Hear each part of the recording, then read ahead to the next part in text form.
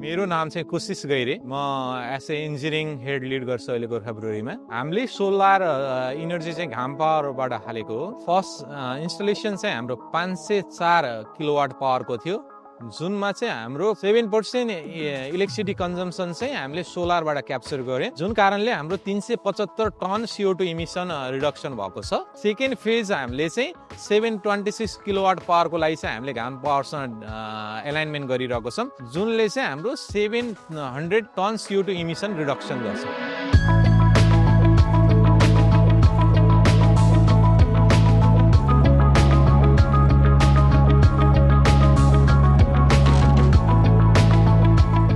स्टार्टिङमा चाहिँ जब हामीले चाहिँ यो सोलर इन्स्टलेसन गऱ्यौँ, घाम पावर टिमसँग फुल इन्गेजमेन्ट मेरै थियो र टिमको इन्गेजमेन्ट पनि उहाँहरूको जुन टेक्निकल टिम र कोर टिम हुनुहुन्थ्यो, उहाँहरूले चाहिँ फुल कोअर्डिनेसनमा चाहिँ इन्स्टलेसन गर्नुभएको थियो।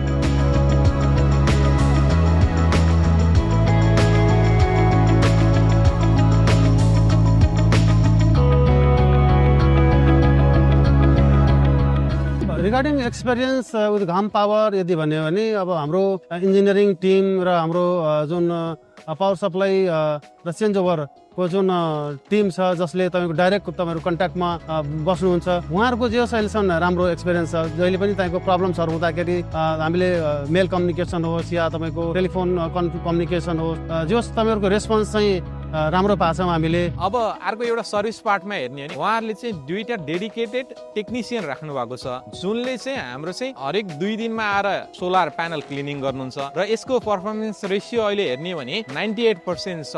हामीले 504 हामीले दिनमा टोटल क्यापेसिटी हो भने हाम्रो पिक लोडमा चाहिँ हामीले 350 देखि 380 सम्म हामीले क्याप्चर गरिरहेको छौँ।